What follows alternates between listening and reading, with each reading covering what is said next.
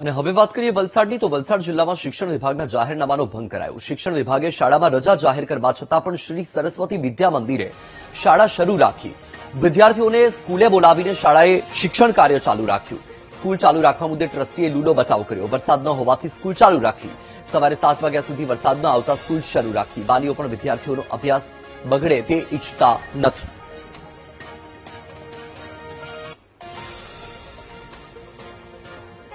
કાલે 30મી જુલાઈએ સાંજે એક ઓર્ડર આવ્યો કે આગાહી એવી છે કે ખૂબ જ વરસાદ પડવાનો છે અને એટલે બધી શાળાઓ બંધ રહેવી જોઈએ।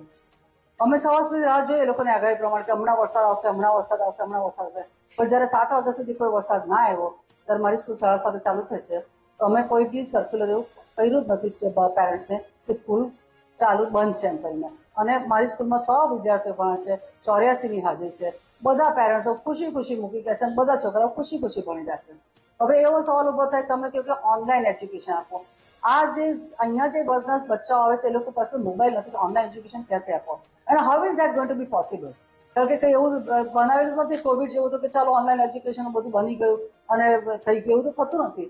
અને ગયા વીકે બી 2-3 રજા પડી ગઈ। આ છોકરાઓ એવા છે કે તમે કન્ટિન્યુઅસ એજ્યુકેશન ના આપો તો બધું જ ભૂલી જઈને પાછા દે નીડ કન્ટિન્યુઅસ એજ્યુકેશન।